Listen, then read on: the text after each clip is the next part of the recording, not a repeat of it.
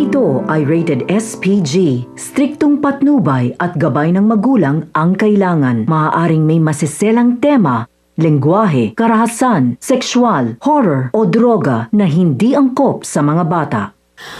Magaling talagang umarte itong si Thea dahil matapos nga siyang saktan nitong si Marge ay nagawa pa niyang umarte sa harapan nito at sinabing wag siyang dinadamay sa away mag-asawa. Galit na galit noon itong si Marge at sinabi niya na ang kapal talaga ng mukha nito na kausapin siya ng ganon, gayong ito naman ang may kasalanan sa kanya. Sinabi pa niya na tapos na ang peking mukha nito dahil alam niya na ang kasinungalingang pinaggagawa nila sa harapan niya. Sinampal pa niya yung cellphone na ginamit nitong si Jobert at sinabi nga niya na si Evelyn ang sinisisi niya noon sa pagkakamali nitong si Greg Torrecampo, gayong sa pagitan nilang dalawa ay mas malinis pa ang kanyang ina. Natulala noon itong si Thea matapos ngang isupalpal sa kanya nitong si Marge ang lahat ng mga ebidensyang meron siya. Kaya naman, sinubukan nga niyang tumakbo.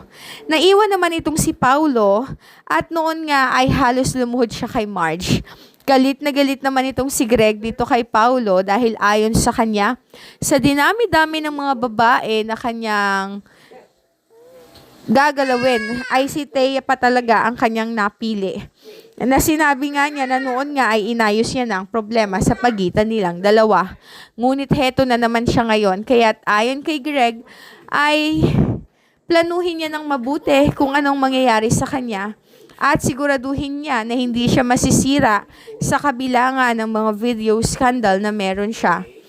At ayon din sa kanya, kapag nadamay ang pamilya Torrecampo, ay handa siyang itakwil ito bilang kanyang anak.